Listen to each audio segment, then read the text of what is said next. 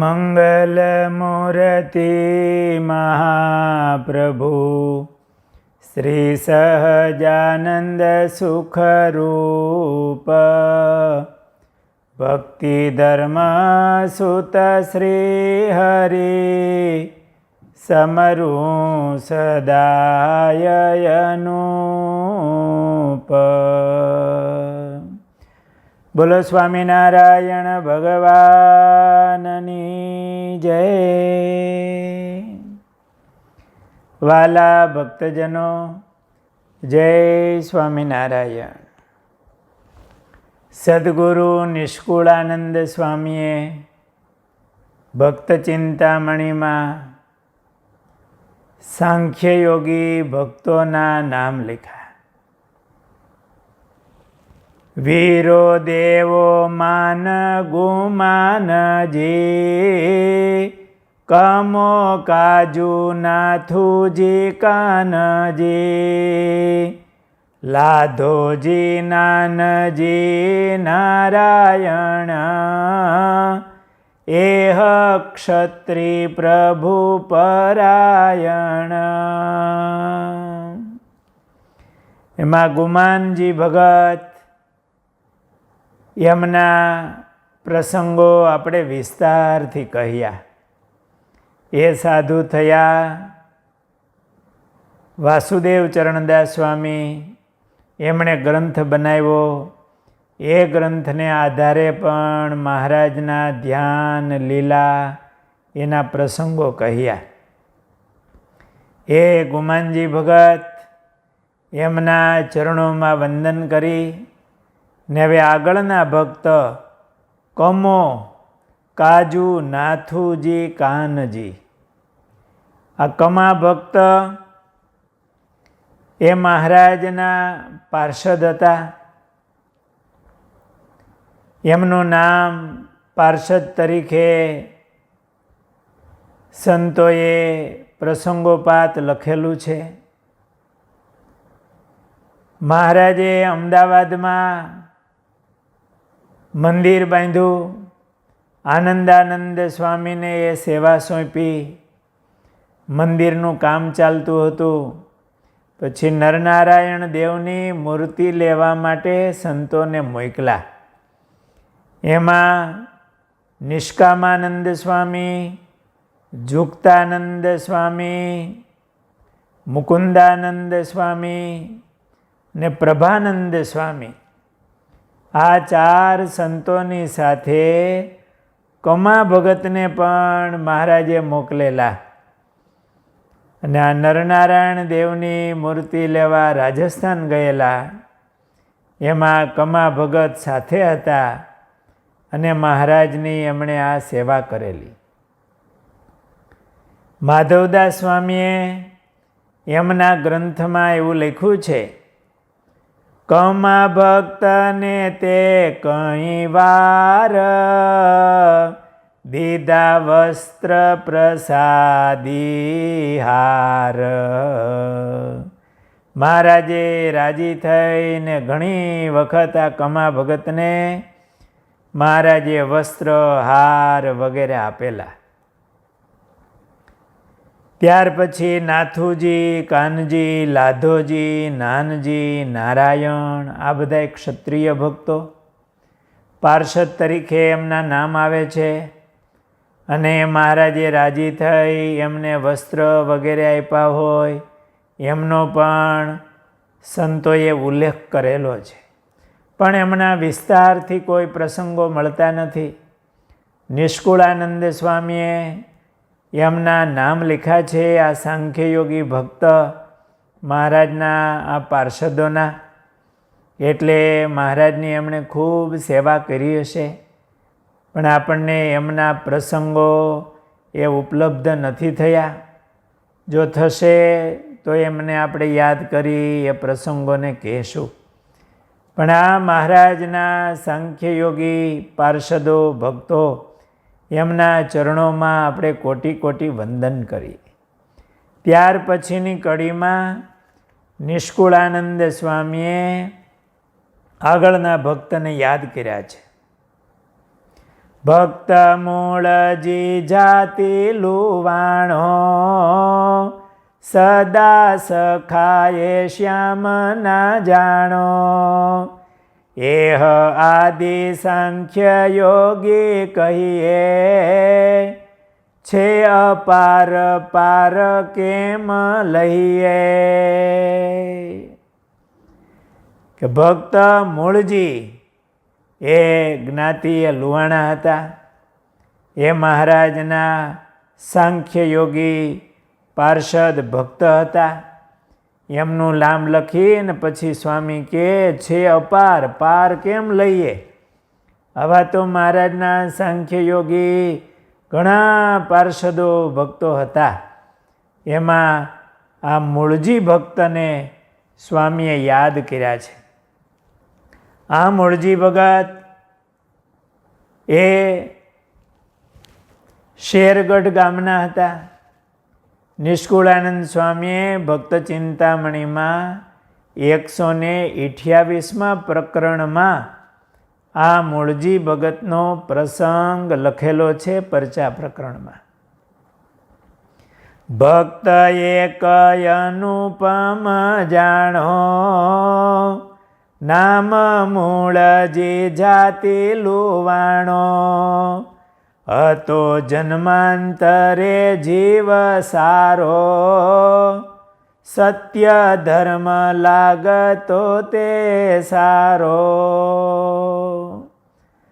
આ મૂળજી ભક્ત એ જન્માંતરે જીવ બહુ સારો હતો. પછી જન્મ ધૈર્યો એણે જ્યારે, મળ્યો કુસંગ ન રહ્યો એવો ત્યારે. પણ આ માનવ જન્મ મળ્યો છે એને કુસંગ થયો એટલે પછી એવો સારો રહ્યો નહીં. કુસંગ કરવો નહીં.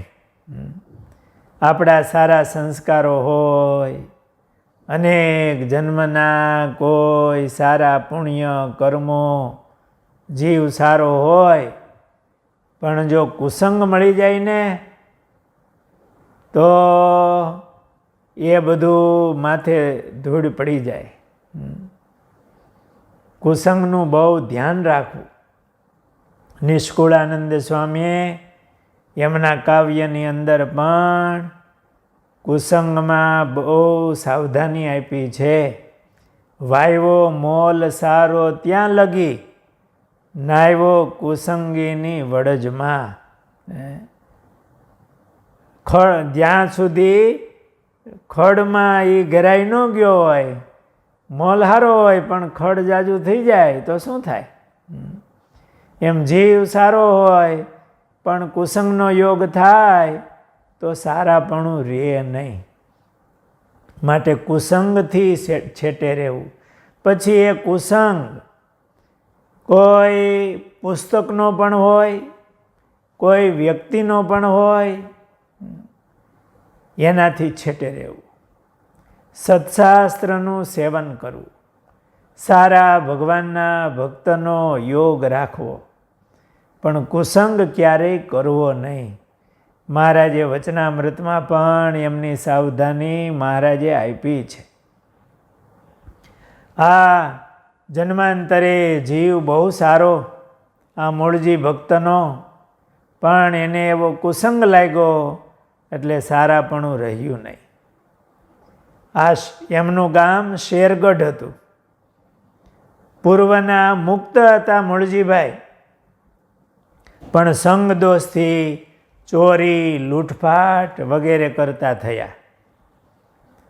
અને ટૂંકા સમયમાં એવી તો માસ્ટરી આવી કે નક્કી કરે કે આ ચોરવું છે એટલે એ ચોરી કરે જ, એમાં પકડાય નહીં એવી માસ્ટરી.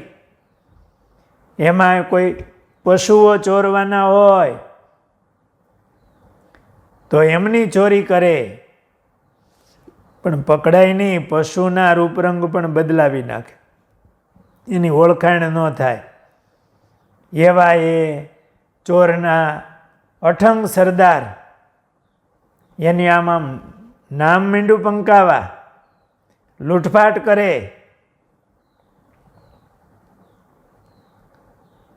એ સમયમાં પીપલાણાની બાજુમાં મેઘપુર ગામ છે.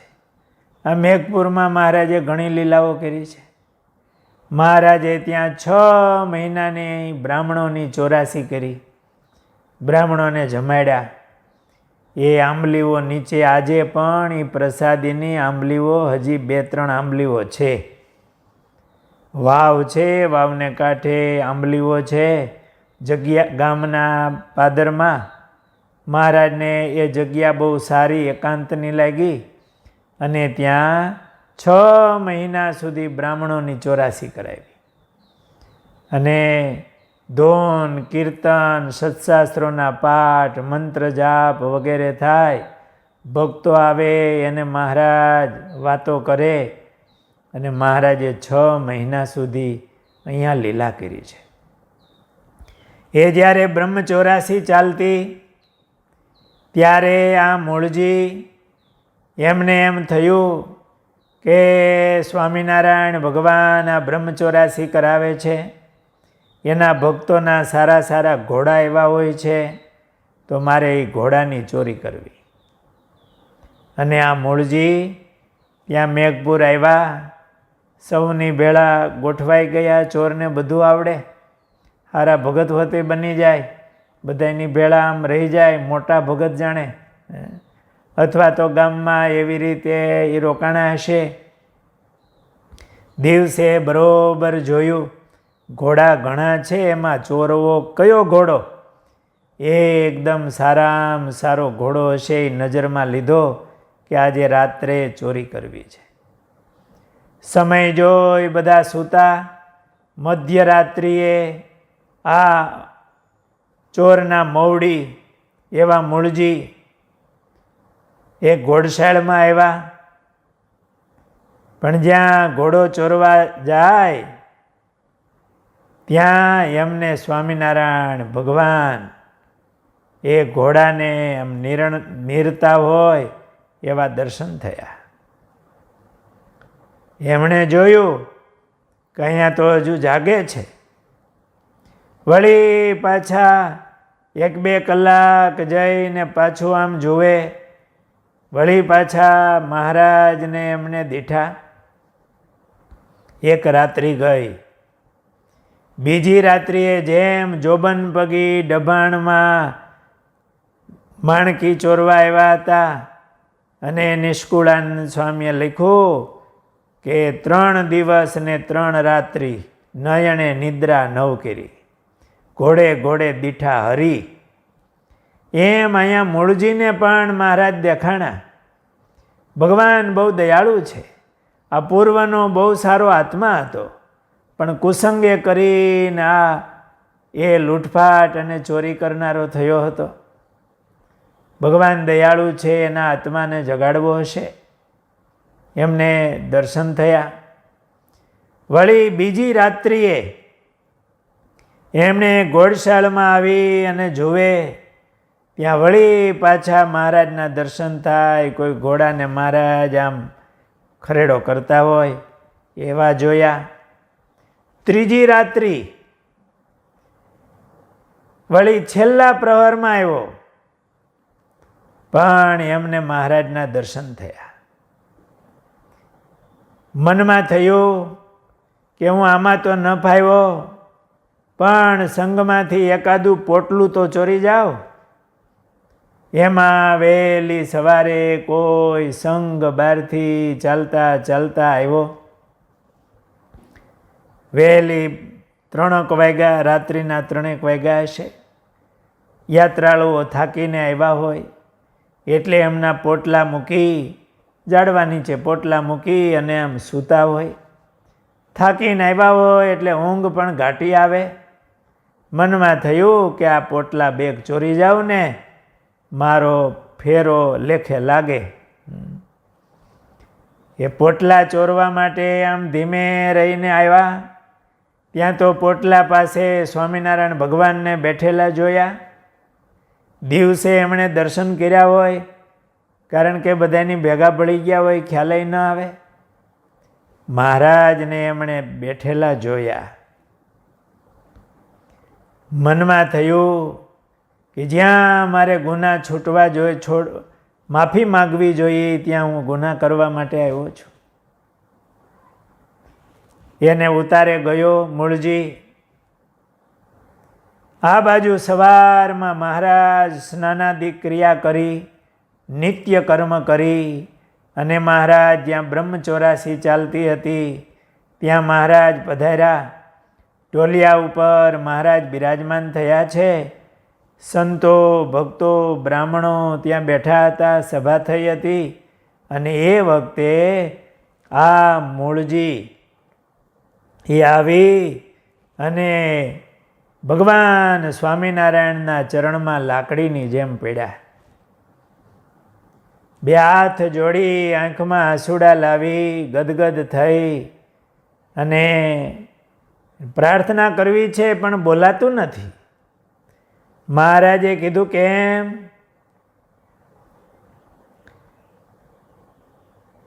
તમારાથી તમારો સંકલ્પ પૂરો ન થયો?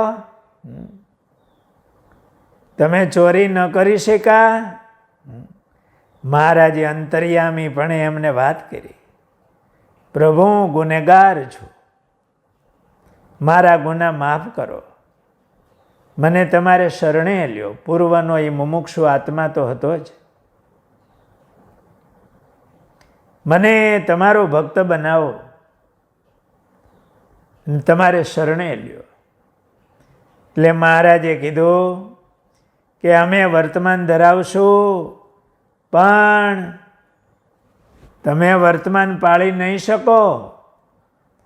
તમે અમારી કંઠી બાંધી, તિલક ચાંદલો કરી, આ વર્તમાન ધારણ કરી અને પાછી ચોરી કરો તો અમે લજવાઈ.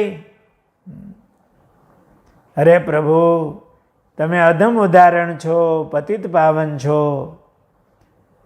હવે હું સાવધાન થઈશ, મારા ગુના માફ કરો, દયા કરીને આપને શરણે લ્યો મહારાજ. મહારાજે એમને સાવધાન કર્યા અને ભગવાન અતિ દયાળુ છે. ગમે એવા પાપ કર્યા હોય પણ જીવ ભગવાનને શરણે જાય ને તો ભગવાનની દયા બહુ મોટી છે. એ બધાય ગુના માફ કરી પોતાને શરણે લે છે. મહારાજે એમને વર્તમાન ધરાવ્યા અને કહ્યું, દારૂ ન પીવો, માંસ ન ખાવું, ચોરીનું કર્મ કરવું નહીં, વ્યભિચાર કરવો નહીં. મહારાજે વર્તમાન ધરાવ્યા.